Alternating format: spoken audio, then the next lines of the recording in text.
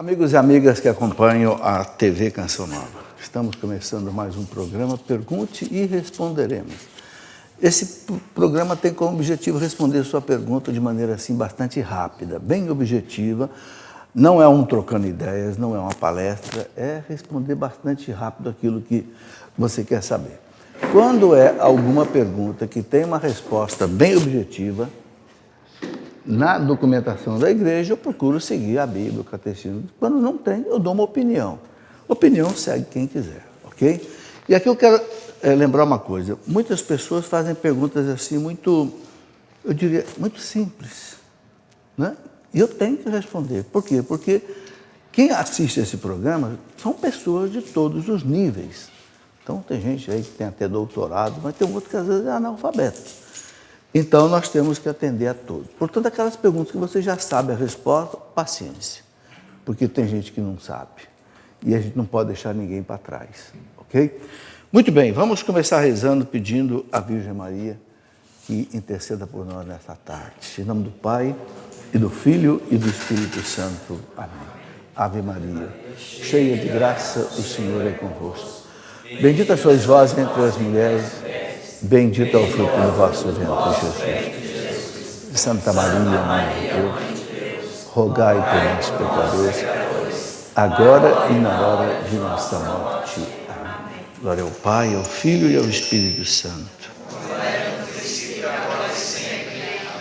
São José, rogai por nós. Em nome do Pai, do Filho e do Espírito Santo. Amém. Muito bem, eu começo aqui falando dessa camiseta que está comigo. Olha, por que eu estou vestindo uma camiseta aqui? Não é comum vestir uma camiseta, não. É que essa camiseta é um lançamento do Departamento Audiovisual da Canção Nova. Estamos no meio do Sagrado Coração de Jesus, né? Então tá aí. Você sabe que todos esses produtos de evangelização têm como objetivo, né, chegar a completar a campanha do projeto Dai-me Alma, que você sabe está muito difícil, né? Estamos aí ainda nos 60 e poucos %, já no final do mês. Mas vamos em frente. Nós temos aqui, a Canção Nova está lançando uma série de produtos com desconto de 50%, né? Inclusive, essa promoção vai até o dia 2 de julho, ok? E aqui, por exemplo, eu tenho a oração em sete passos, do Padre Sóstenes, né? Este CD muito bom aqui de Canções ao Espírito Santo. É ele quem renova a face da terra. São de todos os cantores da comunidade de Canção Nova, que é o time inteiro aqui de cantores, são músicas do Espírito Santo. Um livro muito interessante desse casal, né, que é o João Carlos e a Maria Luísa Medeiros, um casal de psicólogos, Diagnóstico Familiar. É um manual prático para diagnosticar as dificuldades e seguir a dois. Muito bom. Esse casal trabalha comigo nos encontros de casais, que a Canção Nova realiza na Casa de Lavrinhas. Há bastante tempo eles trabalham com casais e os dois são psicólogos, então tem um conhecimento profundo da terapia conjugal, ok? Vale a pena conhecer. Esse material aqui e muitos outros estão aí à disposição pelo telefone 12 31 86 2600 com 50% de desconto até o dia 2. É um esforço do Departamento Audiovisual para ajudar a campanha do projeto Dai-me Alma. Como vocês sabem, a campanha tem tido bastante dificuldade. Muito bem, vamos aqui às perguntas que já estão aqui na minha mão. A primeira pergunta é da Sheila, via Facebook. A Sheila pergunta o seguinte: quando fazemos uma promessa a um ente querido, antes de sua morte, temos que cumprir? Bom, em princípio, toda promessa deve ser cumprida. Não importa se é uma promessa feita a uma pessoa ou se é uma promessa feita a Deus. O Catecismo da Igreja fala disso, né? Lá no parágrafo 2101, e o Catecismo diz que a gente deve cumprir as nossas promessas, ok? Se acha que não vai cumprir, então não faz a promessa. Aí a pessoa pergunta aqui o seguinte: ou podemos confessar pedindo perdão ao Senhor diante de um sacerdote para ficar livre dessa promessa? Bom, não conseguindo cumprir a promessa, pode fazer isso, uma confissão, você conte ao padre e peça, de repente, o padre cancelar a promessa ou você substituir por outra coisa, né? Sobre esse ponto especificamente, não conheço um documento da igreja que fale explicitamente sobre isso, okay? Mas se isso aqui é algo que pode te fazer bem, pode te trazer uma tranquilidade. O sacerdote é um ministro de Deus, então eu penso que vale a pena você, sim, conversar com ele. Tá bem? É o tipo da pergunta que eu disse no começo. Eu não conheço uma colocação do catecismo ou de algum documento aí especificamente sobre isso. Então, vai aqui uma opinião. Gilmar de Freitas pergunta por que há diferença entre a genealogia de Jesus apresentada no Evangelho de São Mateus e no Evangelho de São Lucas. Maria também era da casa de Davi? Bem, Maria era da casa de Davi. Tá? A descendência de Jesus veio de Davi, né? Principalmente através de São José, porque o judeu contava a descendência só pelo esposo, não contava pela esposa. Agora, a pergunta, por que a genealogia que São Mateus apresenta é diferente da genealogia de Lucas? É preciso entender o objetivo dos dois evangelhos. Mateus escreveu para os judeus que vieram para o catolicismo, para o cristianismo. Né? Os cristãos que vieram do judaísmo, que já conheciam a Bíblia, conheciam, né? E rezavam. E Lucas não, Lucas escreveu para os pagãos, que vieram para o cristianismo, os pagãos que os Lucas acompanhavam São Paulo. Então, Mateus começa a genealogia de Jesus em Abraão. Por quê? Porque escrevendo para os judeus, o povo judeu começou em Abraão. Então, Mateus vai de Abraão até Jesus. Lucas, como escreveu para os pagãos, ele faz o contrário. Ele pega de Jesus e sobe até Adão.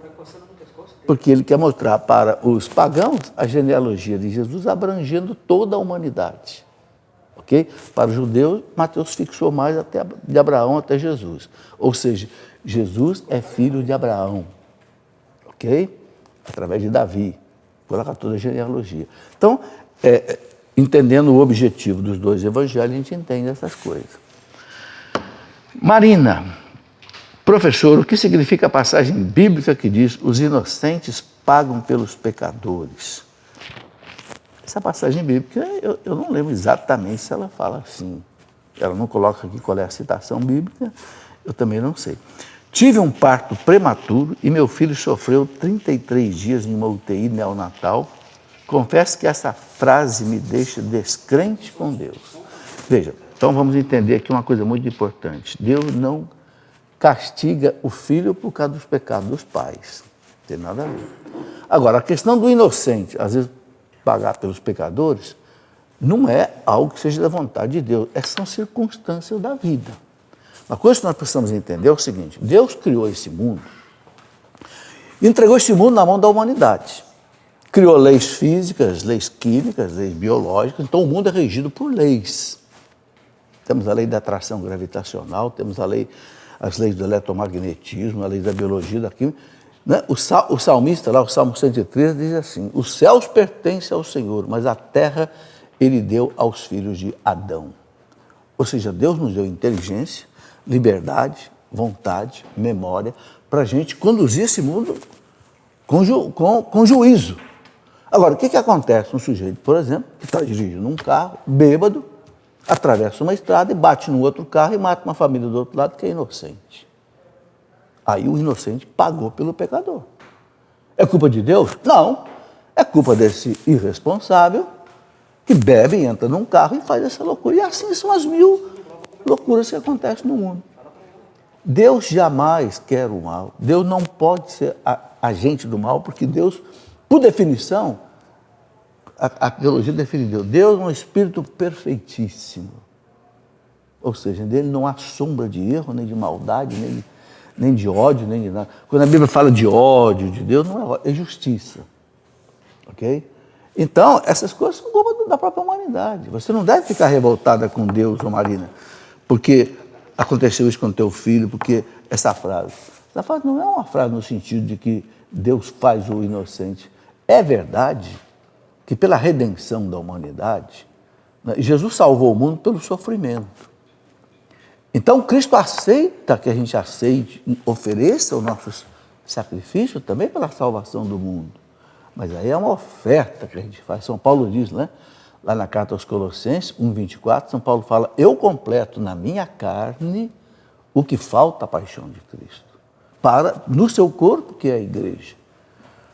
Mas isso aí é A pessoa que oferece os santos ofereciam seus sofrimentos a Deus. Os santos gostavam de sofrer para poder ter a oportunidade de completar o que falta, a paixão de Cristo. Porque a paixão de Cristo não completou ainda.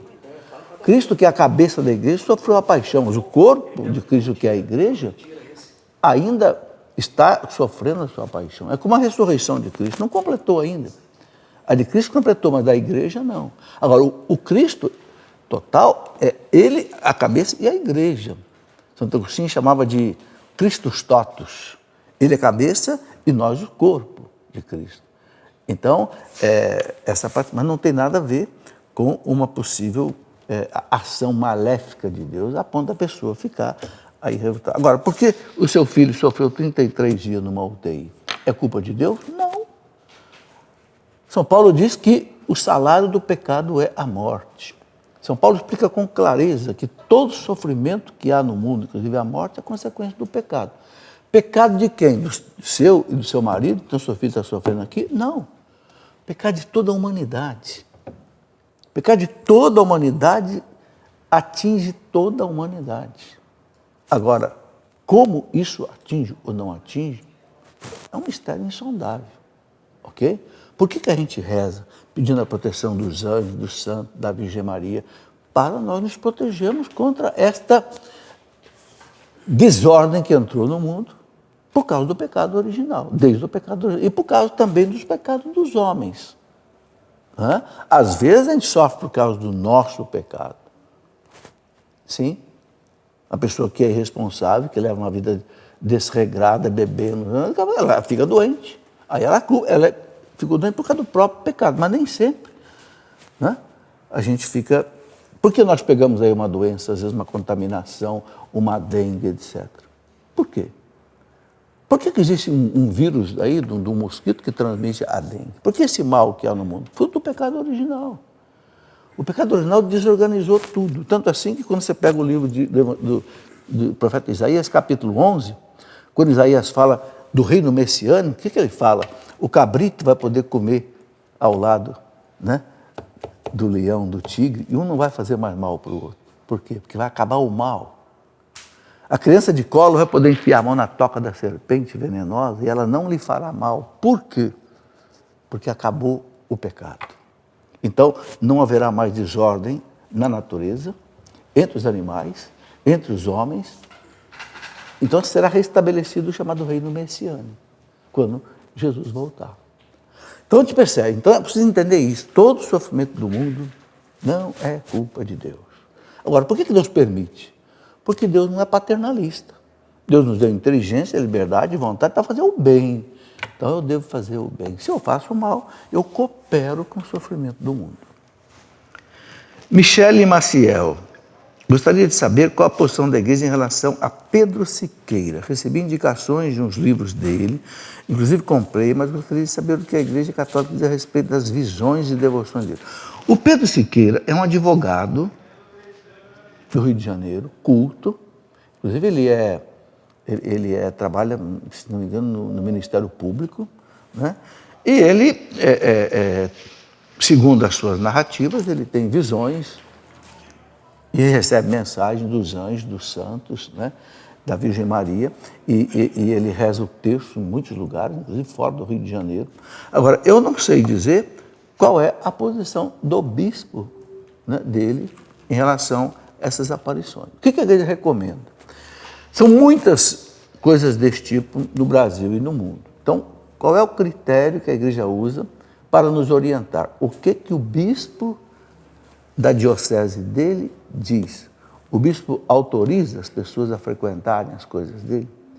O bispo deu imprimatur no livro dele? Imprimatur é autorização para publicação.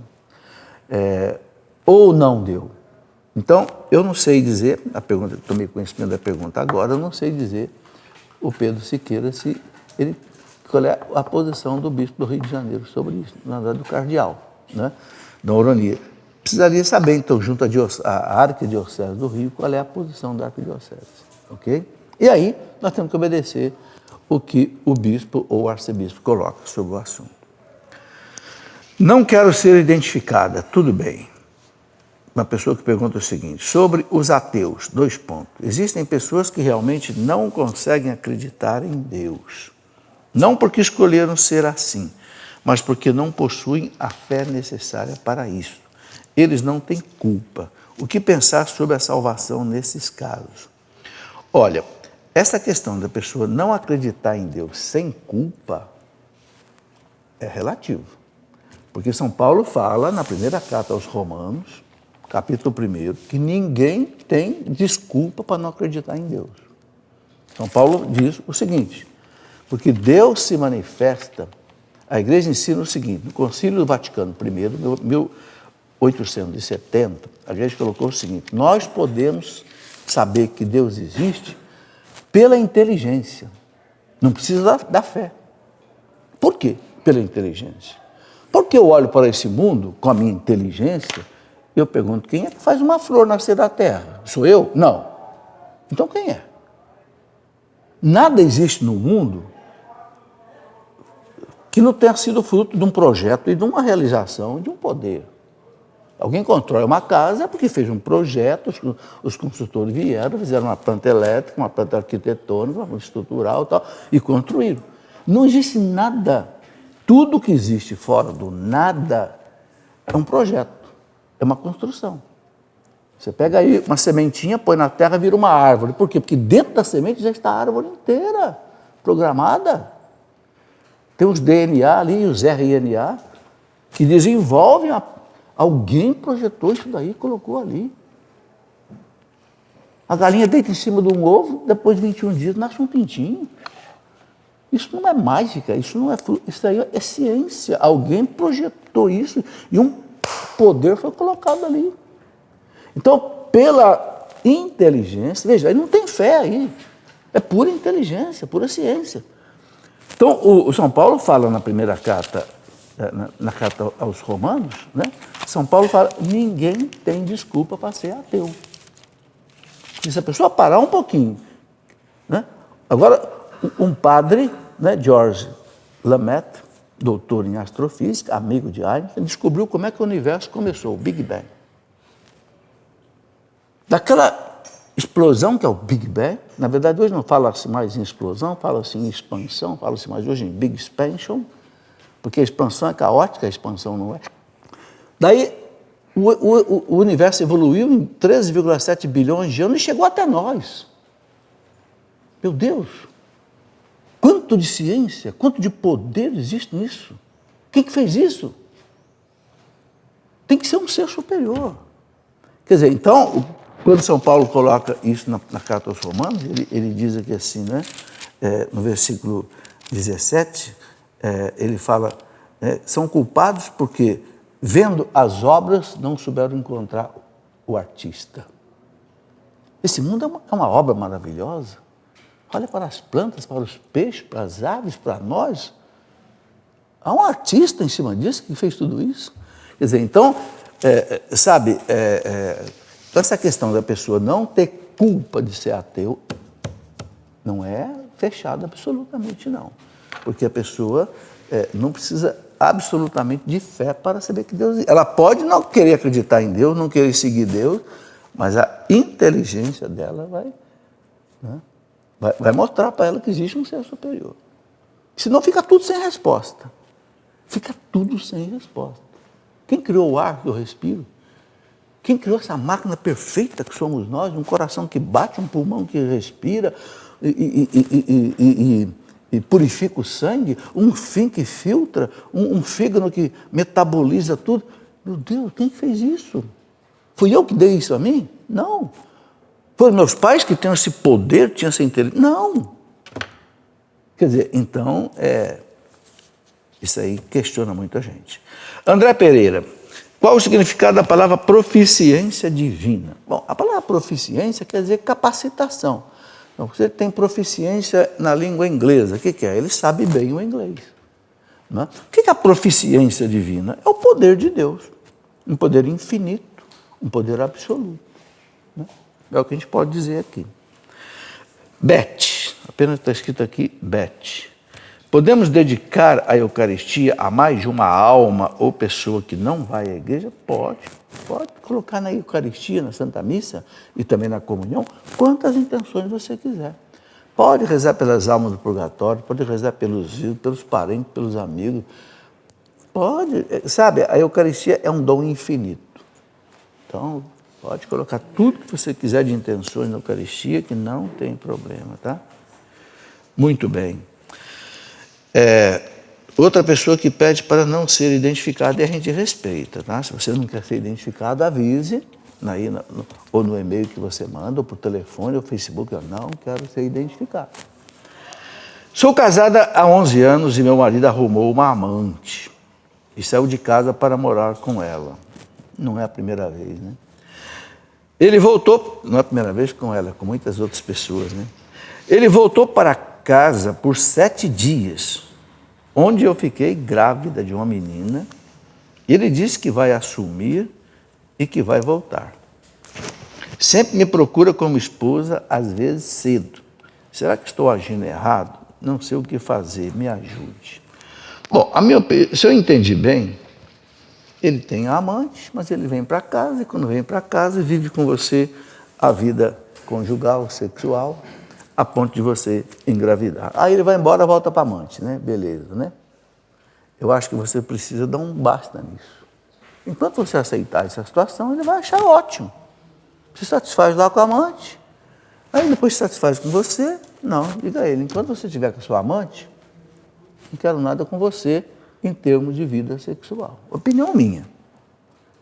Eu não li isso em nenhum manual da igreja, não tem no Código de Direito Canônico, nem há uma passagem bíblica explícita sobre isso. Mas eu vejo assim, você não pode facilitar para ele, você não pode engordar o pecado dele. Ele está vivendo um adultério declarado, você sabe que tem um amante. Então, sabe, eu não sei, a opinião minha é que você não devia permitir que ele viva essa vida dúbia. Ou ele vai embora com essa amante de uma vez, ou ele vem para você de uma vez. Não pode alimentar essa situação dúbia, né? É muito complicado isso. Muito bem. Jéssica de Tianguá, no Ceará. Li no artigo 2181 do Catecismo da Igreja que o cristão tem a obrigação de comungar em dias de preceito. Não está certo. Não é comungar. O que o parágrafo 2881 diz no Catecismo é que nós somos obrigados a participar da missa. Ali fala Eucaristia. Então a pessoa está pensando que a Eucaristia é comungar. Não, a Eucaristia aí no caso é a missa. Nós não somos obrigados a comungar na missa. O que a igreja obriga de comunhão, está lá no Código de Direito Canônico e também no Catecismo, é que o cristão é obrigado a comungar no mínimo uma vez por ano, no período pascal. No mínimo, e confessar também uma vez por ano. Agora, no dia de preceito, ou seja, os domingos e dia santo, ela é obrigada a participar da missa. Então a pessoa aqui entendeu errado, viu, Jéssica? Não é que você é obrigado a comungar, você é obrigado a ir à missa no dia de preceito. Ok? Aí ela pergunta, nesse caso, eu quero saber sobre o dia de Corpus Christi, se não comungar é considerado um pecado grave. Não, não é pecado grave. Ok? Eu sou casada, só no civil, não comungo e tal. Então, a resposta é essa. Rosângela Silva, professor Felipe, o senhor falou que ter um filho fora do casamento é fornicação. Não, não é fornicação, é adultério. Fornicação é porque não é casado e vive uma vida sexual sem ser casado. Fornicação. Adultério é para quem é casado e vive uma vida sexual fora do casamento. Mas Jesus não recriminou a mãe solteira. Acredito que existem muitos filhos dentro do casamento, que muitos não são filhos legítimos, ou seja, já vi casos de filhos que descobrem que o pai não é o que o criou. Como fica isso? A mãe solteira é condenada? Rosângela, não se trata de condenação da mãe solteira. Porque não vamos entrar nesse aspecto, né? Jesus manda não julgar ninguém. A mãe solteira cometeu um pecado de fornicação. Ela viveu o ato sexual fora do casamento e ficou grávida. Se ela confessou, desceu o pecado, acabou, está perdoada, vida nova. Não há nenhuma condenação para ela, entendeu? Sabe, uma das coisas mais maravilhosas que o nosso catecismo da igreja diz, eu gosto até de citar o número do parágrafo, eu tenho até aqui anotado isso, que eu acho tão bonito isso, parágrafo 982, o catecismo diz, não há pecado que a igreja não possa perdoar. por mais grave que seja, pode ser adultério, fornicação, assassinato, se a pessoa se arrependeu e não quer mais cometer aquilo. Porque é o sangue de Cristo que perdoa. Então não há, ok? Então não há condenação aqui no caso da mãe solteira, de jeito nenhum. Tá bem? Muito bem, vamos para o nosso intervalo. Depois do intervalo a gente continua com as perguntas que chegaram por e-mail. Aqui foram telefone e Facebook. As perguntas por e-mail vão aparecer aqui no Plasma daqui a pouquinho. Espera aí, a gente volta já. Muito bem, já estamos de volta com o nosso programa e eu quero dizer o nome da cidade de vocês. Se faltar alguma cidade aqui, me perdoem, né? Temos aqui amigos de Caxias do Sul, no Rio Grande do Sul. Quem são de Caxias aí? Sejam bem-vindos. Temos aqui, inclusive, o padre Monegates, Padre Santo Monegates. Russas, no Ceará. Sumé, na Paraíba, é isso? É isso mesmo? Virgínia, Minas Gerais. São Luís do Maranhão, beleza. Jussara, no Paraná, certo? Garibaldi, Rio Grande do Sul. Vocês vieram para o encontro da RCC, não é isso? 50 anos da RCC sendo comemorado aqui na Nacional a partir de hoje, né? Depois teremos um dia em Aparecida também, né? Que beleza, 50 anos da RCC. Bela Cruz, no Ceará, comitiva grande do Ceará aí. João Pessoa, na Paraíba, São Paulo, capital, ok? Sejam todos bem-vindos. É uma alegria recebê-los aqui na Canção Nova. Tenho aí um bom encontro. Vale a pena comemorar com muita alegria esses 50 anos da RCC. Eu tenho a alegria de participar da RCC desde 74. Então já tenho aí 43 anos. Participei do meu primeiro encontro da RCC com o Padre Jonas, aqui em 1974, que na cidade de Lorena não existia nem Canção Nova, ainda não existia nem Rádio Canção Nova, nem TV, nem nada. O Padre Jonas era padre no Colégio São Joaquim de Lorena, no Colégio Salesiano ali. Nós começamos a participar da RCC até hoje. Muito bem. Antes de voltar para as perguntas, eu queria mostrar esse livrinho. Você conhece o poder do sangue de Cristo? Mês de julho, que já está aí às portas, é mês do sangue de Cristo. Estamos em junho, mês do Sagrado Coração. Julho, mês do sangue precioso. Esse livrinho aqui explica toda a devoção, né? Inclusive com as ladainhas, com as orações, etc. E toda a teologia da redenção. O sangue de Cristo significa o quê? A teologia da redenção. Cristo nos salvou com a sua morte, com o derramamento do seu sangue. O sangue é um símbolo, né, de todo o sofrimento de Cristo. E esses livrinhos, eu quero mostrar que é uma coleção de livrinhos de vários assuntos, principalmente baseado nessas perguntas que eu recebo. Nesses 5 anos do programa, eu já recebi 5.000 perguntas, já respondi 5.000 perguntas. Então, os assuntos mais assim, que precisam de uma explicação mais detalhada, então eu estou fazendo uma coleção de livros, né? Por exemplo, você sabe o que foi o caso de Joana d'Arc, aquela francesa que morreu na Inquisição, né? Santificada. Você sabe o que é ideologia de gênero? Algo importante de a gente saber, né? Você conhece a verdade sobre o caso Galileu Galilei, né? Que muita gente pensa que morreu queimado da Inquisição, morreu nada. Galileu morreu numa cama, recebeu todos os sacramentos da igreja, morreu cristão. Como entender o livro do Apocalipse? Não é fácil, né? Como entender as páginas difíceis do Antigo Testamento, entender aquela questão do dilúvio, entender das pragas do Egito, Adão existiu, não existiu, todas essas coisas do Antigo Testamento que o povo tem muita dúvida, né? Você sabe o que foram as cruzadas para libertar a Terra Santa da destruição dos lugares santos pelos muçulmanos, lá por volta do ano 1000? Quem é Deus? Qual a importância da oração? Esse livro, Quem é Deus, por que eu escrevi? Porque foi feita uma pesquisa na internet, no mundo inteiro. Foi colocado assim, qual é a pergunta que mais você gostaria de ter a resposta? Olha a pergunta que ganhou. Quem é Deus? No mundo inteiro. Então vamos escrever quem é Deus. De acordo com a nossa fé católica. Quem não quiser aceitar, quem não for católico não aceita, mas pelo menos quem é Deus, nós sabemos quem é Deus. Um Espírito perfeitíssimo, eterno, onipotente, onisciente, onipresente, criador de todas as coisas visíveis e invisíveis, nosso Criador, e é a Santíssima Trindade. Então isso aí, desdobrado, né, pela nossa teologia. Esse livrinho, muito bom, escrito pelo filho do Dunga, o Felipe Santos. Ele explica para a criança com desenhos que ele mesmo fez. O Felipe desenha muito bem. O que é a missa? Desde que o padre sobe ao altar até o término. E ele pediu que eu o ajudasse a escrever essas explicações, né? Ele fez o desenho, escreveu também, e eu o ajudei aqui. Por exemplo, ele mostra por que o padre usa, às vezes, né, a dalmata vermelha, ou não sei, de outra cor, roxa, verde, branca, conforme a fé. Enfim, explica para a criança, né, o que é a Santa Missa.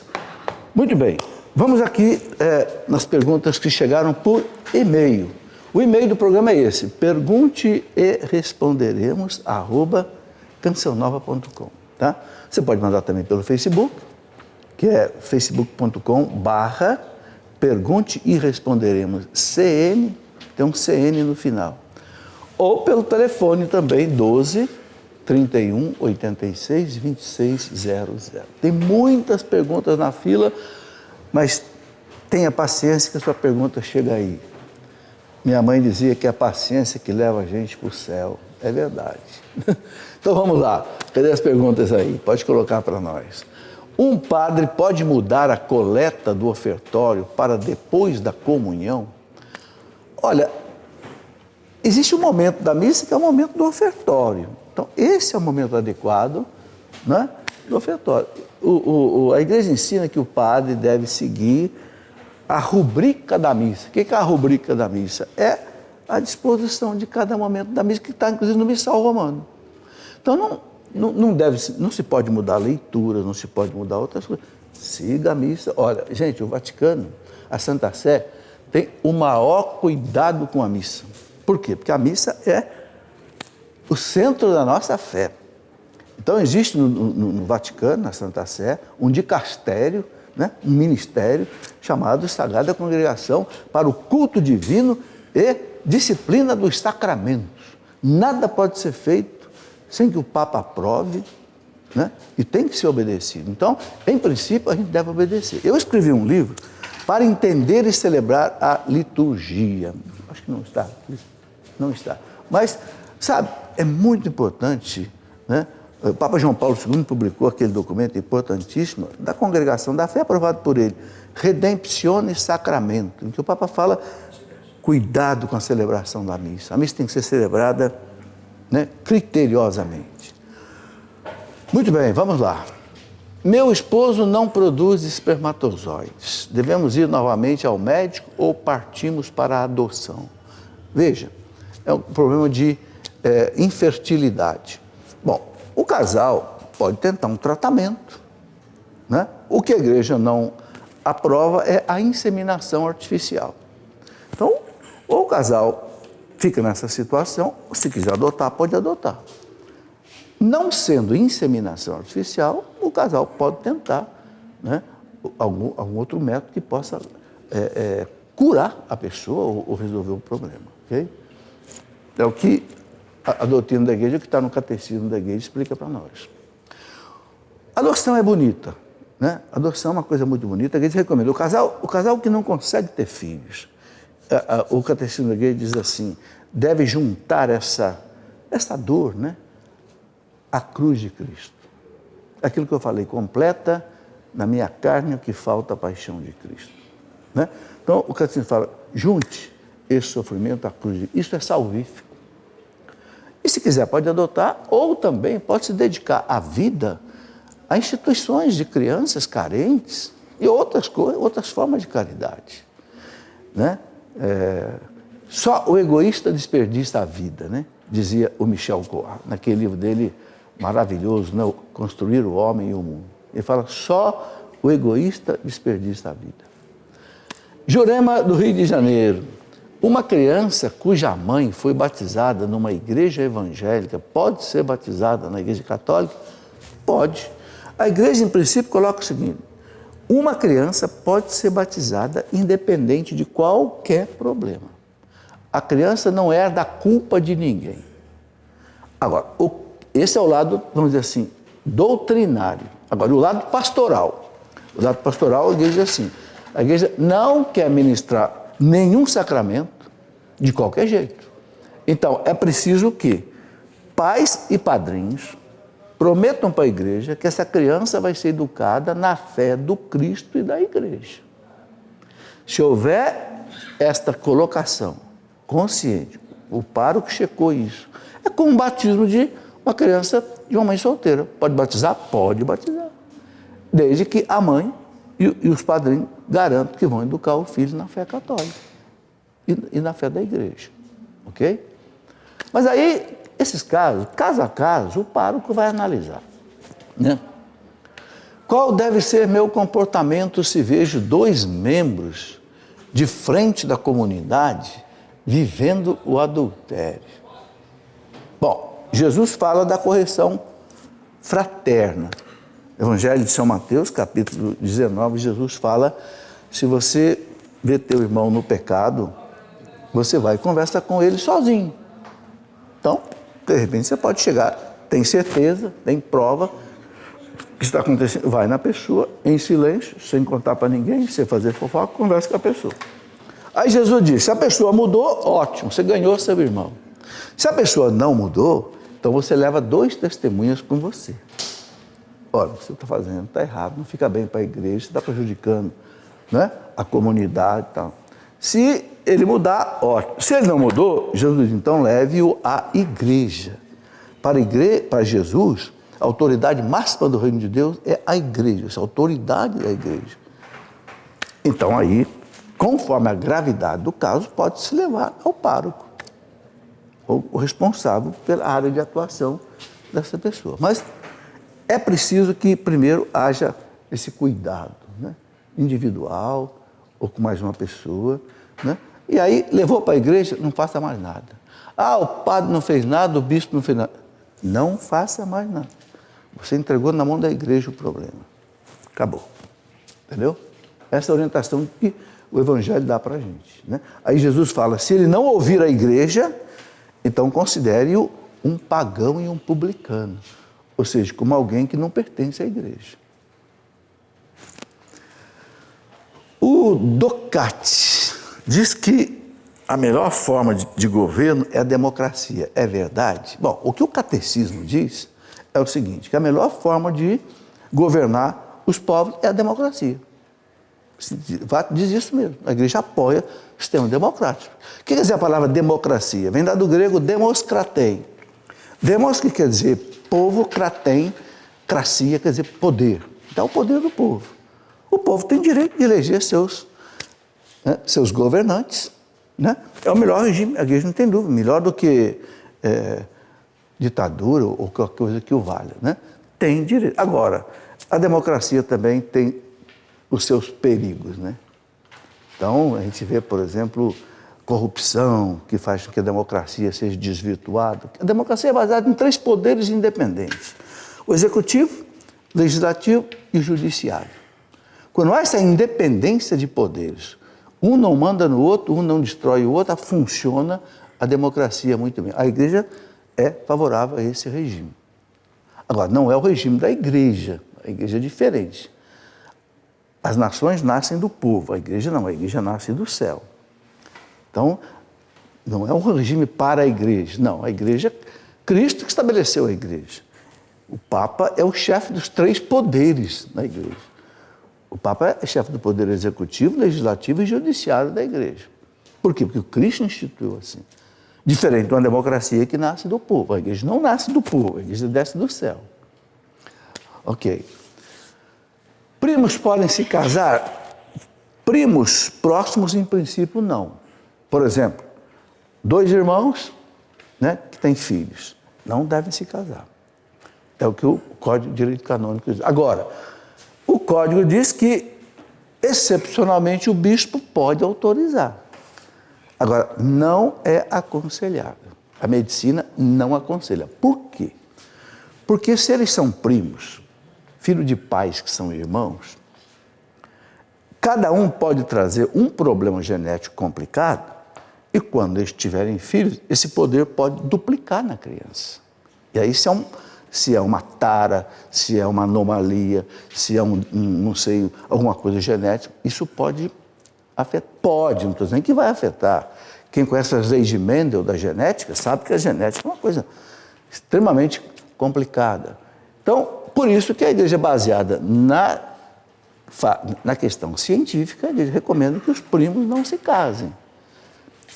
Mas se de repente um bispo achar que não tem problema, não sei, através de uma análise médica, pode o bispo autorizar. Mas é excepcional. O Código de Canônico diz que, em princípio, não pode, não deve haver o casamento. É o Alvanir da Bahia. Qual a melhor maneira para ler a Bíblia e o Catecismo da Igreja Católica? Bom, vamos começar pelo Catecismo. O Catecismo, ele tem 4 partes, né? A primeira parte é o credo, é toda a teologia dogmática. A segunda parte é a teologia sacramental, sacramento. A terceira parte é a teologia moral, baseada nos 10 mandamentos. E a quarta parte é a teologia espiritual, baseada principalmente no Pai Nosso. Você pode ler o Catecismo por parte. Não, eu estou interessado em estudar os mandamentos. Pode pegar aqui a terceira parte e estudar os mandamentos. Eu estou interessado em estudar o credo. Os 12 dogmas do credo. O credo são 12. Então pega a primeira parte, estuda. Eu quero saber o que eles falam de espiritualidade. Então vai na última parte. Ou se você quiser, pode estudar da primeira página até a última. Então, o catecismo pode ser usado de 1000 maneiras. Eu quero saber o que a igreja fala sobre pecado original. Vai no índice analítico aqui, tem em ordem alfabética os assuntos, você pega aqui pecado original, você vai ver que ele fala aqui, parágrafo 1030. Aí você vai na 1030 e você estuda o que a igreja ensina sobre o pecado original. Então o catecismo é um texto de referência, para você tirar dúvidas, para você aprofundar. Então pode ser estudado e lido de muitas maneiras. Por isso que o catecismo é um vadimeco. O que é vadimeco? Vadimeco em latim quer dizer, vai comigo. Entendeu? Toda hora você quer tirar uma dúvida, aqui você tira. Bom, a Bíblia aí já é mais complicada. Porque a Bíblia, você sabe, ela foi escrita há cerca de, 3.000 anos atrás, começou a estudar. Talvez lá para o ano 1200 antes de Cristo, a Bíblia já começou a ser escrita lá no tempo de Moisés. E começou a ser escrita em hebraico, depois o grego, e tudo isso foi traduzido para nós. Então, os costumes antigos eram... Então, por que eu escrevi aquele livrinho? Como entender as páginas difíceis do Antigo Testamento? Porque é difícil mesmo. Então, é melhor começar estudando o Novo Testamento. Começar pelas cartas dos apóstolos, né? Que não tem parábolas. As parábolas de Jesus nem sempre são fáceis de entender. Então, a recomendação, a maneira mais simples é começar pelas cartas. Os Atos dos Apóstolos, carta de São Paulo, carta de São Pedro, de São João. Deixa o Apocalipse para o fim. O Apocalipse exige um curso para você entender o Apocalipse, porque é todo no estilo de símbolos difíceis. Aí você pode também usar os Salmos, os livros sapienciais do Antigo Testamento, depois pegando também os Evangelhos, né? Pode pegar os Salmos, os Provérbios, Eclesiastes, que são livros assim de sabedoria, mais fáceis de entender. E depois você pode pegar então os livros mais difíceis, Gênesis, Êxodo, Número, Levítico, Deuteronômio, Juízes, etc, etc. Agora, o ideal é poder fazer um curso bíblico, né? Eu escrevi um livro, Escola da Fé, volume 2, né? A Sagrada Escritura. É um livro para explicar a você, basicamente, como ler a Bíblia, como é que a Bíblia foi escrita, o que são os gêneros literários, que cuidado que a gente deve ter, o que são os livros apócrifos que foram tirados da Bíblia. Então, todos nós temos que ler a Bíblia, meditar a Bíblia. Mas se aparecer dúvida, quem tira a dúvida é a igreja. Ok? Então, aí procurar, né, os documentos da igreja, o catecismo, que é praticamente uma explicação da Bíblia, num formato pastoral, vamos dizer assim, não é uma explicação versículo por versículo. Existem livros que explicam a Bíblia de ponta a ponta. Por exemplo, existe uma coleção da editora Loyola, que são 3 volumes, que explica a Bíblia do Gênesis ao Apocalipse. Pega pedaço por pedaço e vai explicando. Eu esqueci o nome agora do livro, da coleção. Enfim, a explicação é da edição Loyola. Tá? Existem também outras obras que explicam a Bíblia por partes. né? Então, é importante estudar um pouco disso, porque não é fácil entender a Bíblia. E, inclusive, veja bem, São Pedro fala na segunda carta dele, capítulo 3, versículo 16, quando ele fala das cartas de São Paulo, São Pedro fala assim: nas cartas de Paulo tem coisas difíceis de entender, que os espíritos ignorantes interpretam errado para sua própria perdição. Assim como fazem com as demais escrituras. Ou seja, São Pedro está dizendo o seguinte: a pessoa que interpreta a Bíblia errado e acha que ele é doutor em Bíblia, sozinho ele interpreta sem querer saber o que a igreja fala, ele pode pegar um caminho errado. Porque a Bíblia, meus irmãos, é interpretada por tudo que é tipo de religião. Tem a Bíblia dos Mormons, a Bíblia dos Espíritos, né? O Evangelho segundo Allan Kardec. Quer dizer, cada um interpreta a Bíblia de um jeito. Então, nós temos a nossa interpretação bíblica católica. Por isso que a Bíblia católica traz o imprimato, autorização para ser publicado, com explicações aqui no rodapé, né? O que as Bíblias protestantes, por exemplo, não tem. Por quê? Porque a partir da Reforma Protestante, Lutero colocou que cada um interpreta a Bíblia como quer.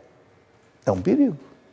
Por isso que o protestantismo rachou em mais de 30 mil denominações diferentes, porque cada um interpreta de um jeito diferente. Nós não, nós temos uma única Bíblia. Por quê? Porque fecha no Papa. Nós temos uma unidade, né, de doutrina, unidade de liturgia, unidade de governo, unidade né, que vem da sucessão apostólica. Vamos lá. Qual o controle de natalidade que a igreja aceita, recomenda? É o Clenildo Costa. O Clenildo, o que a igreja recomenda são os métodos naturais, especialmente o chamado método Billings, em que eu não vou explicar o método aqui porque é complicado. Não é complicado, mas precisa de um pouco de tempo. É um método que a mulher identifica os dias em que ela é fértil, mais ou menos 4, 5 dias por mês só, quando ela percebe o muco uterino produzido, né, no sistema genital dela. É preciso uma observação. O método funciona, né? A Organização Mundial de Saúde que o método funciona. E o bom, gente, é que evita de estar usando as pílulas anticoncepcionais. Cada vez eu estou vendo mais na internet notícias de médicos, pesquisadores, dizendo os prejuízos da pílula anticoncepcional. Problemas de circulação de sangue, até AVC e outras coisas mais. Eu não estou dizendo isso aqui para assustar ninguém, não. Estou dizendo coisa que eu estou vendo na internet. Então, é muito bom que a pessoa procure usar um método que não use medicação, que não seja um método artificial. É o que a igreja recomenda, não seja um método artificial. Ok? Estamos chegando no final do programa, temos um padre aqui. Chega aqui, padre, por favor. É uma alegria sempre receber um padre aqui nos nossos programas. Seja bem-vindo. Como é que o senhor chama? Padre? Santo Monegato. Mas já tem o nome de santo? De nome por causa do meu avô. Já nasceu santo, que coisa boa. Quantos anos, padre? Pode falar? Quantos anos tenho? Sim. 68. E o senhor é de onde? Eu sou de Coronel Pilar, pertence à Diocese de Caxias do Sul. Nasceu onde? Coronel Pilar. Beleza. Padre, estou vendo aqui jubileu, você veio para o jubileu da RCC aqui na Canção Nova. Acompanha a Canção Nova lá na sua terra? Justamente onde eu moro, a Canção Nova sempre está presente nas famílias. Eu vejo que o pessoal ama muito a estação, a TV Canção Nova, devido à programação. Eu também, todas as quintas de noite, quando posso, assisto o programa da Escola da Fé. Que bom. Deixa a sua bênção, então, para esse povo que está aqui. Então, vamos também pedir as a pessoas Deus, que estão em casa também. Vou pedir a Deus, por intercessão de Nossa Senhora, uma bênção toda especial. Após cada invocação, vamos dizer o amém. O Senhor Deus esteja em cima de nós para nos abençoar. Amém. O Senhor Deus esteja ao nosso lado para nos apoiar e encorajar. Amém. O Senhor Deus esteja sempre diante de nós para nos conduzir ao bem. Amém. Por intercessão de Nossa Senhora, desça sobre nós a bênção de Deus Todo-Poderoso, Pai, Filho e Espírito Santo. Amém. Amém. Glorifiquemos a Deus que mora em nós, desde o dia do nosso batismo. Vamos em paz e o Senhor nos acompanhe. Graças a Deus. Que bom, padre. Esse povo assistiu o programa, ainda está levando uma bênção para casa. Muito obrigado. Muito obrigado. É uma alegria. Muito obrigado por receber o senhor aqui. Então, muito obrigado e voltaremos, se Deus quiser, na nossa próxima quarta-feira com o nosso programa, ok? Até já.